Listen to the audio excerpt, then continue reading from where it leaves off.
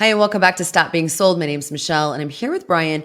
And in this video, we're discussing the latest on CBDCs and the recent bill that aims to prohibit the Federal Reserve from issuing a central bank digital currency. And we're also going to talk about what you can do to make your voice heard to stop the adoption of CBDCs. On September 20th, the Financial House Committee advanced a bill titled CBDC Anti-Surveillance State Act, which seeks to amend the Federal Reserve Act to prohibit the Federal Reserve banks from offering certain products or services directly to an individual, to prohibit the use of central bank digital currency for monetary policy and for other purposes.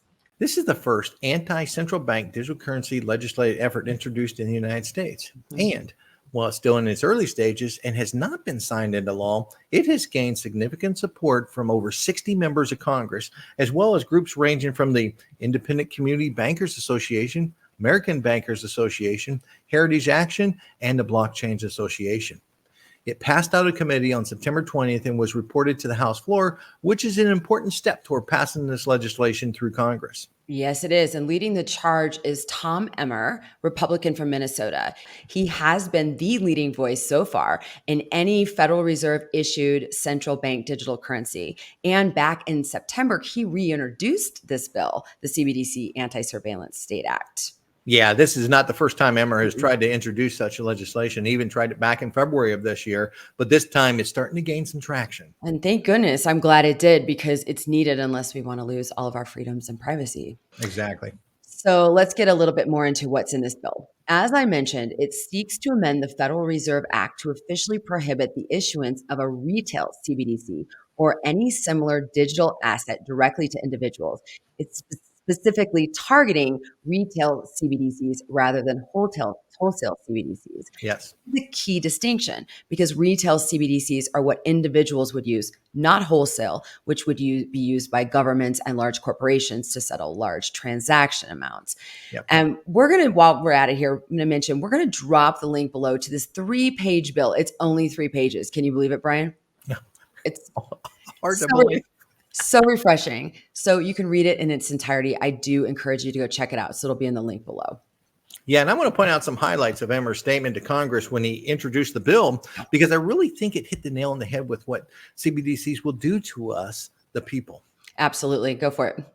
Okay, so on the House floor, Emmer said his bill halts the efforts of the administrative state under President Biden from issuing a financial surveillance tool that would undermine the American way of life.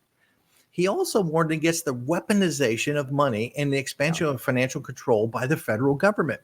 He argued that a CBDC would undermine the American way of life and called for safeguards to protect individual privacy and transaction transparency. Yeah. So and this right here, my bill ensures the United States digital currency policy is in the hands of the American people, not the administrative state, so that it reflects our American values of privacy, individual sovereignty, and free market competitiveness.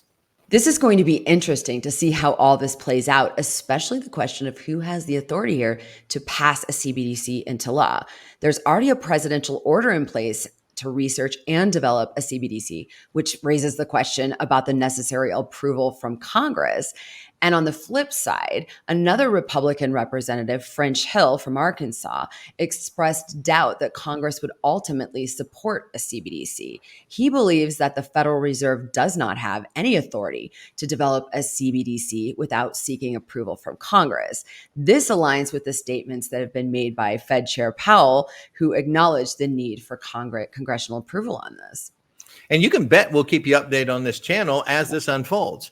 Make sure you hit that subscribe button so you don't miss any updates from us. Yeah, this is a big one. Make sure you're tracking this, because like I said, this is your freedom and this is your privacy that are at stake here. There's a lot here.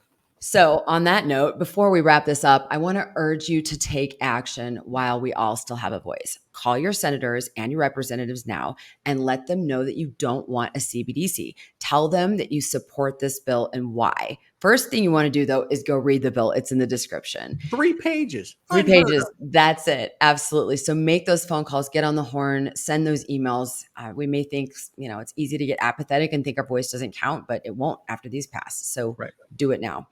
All right, so that's about it for this video. If you like the content, hit that like button. Don't forget to subscribe and make sure you check out our video that we did on financial repression and how the government is legally stealing from you to get out of their debt and fix their mess. So it's an eye-opener, and we all need to be aware of what's happening. Definitely. All right, again, hit that like button if you like the content of this video. Don't forget to subscribe. Brian, thanks for this, and thanks to everyone who watched. Thanks, everyone. Have a great day.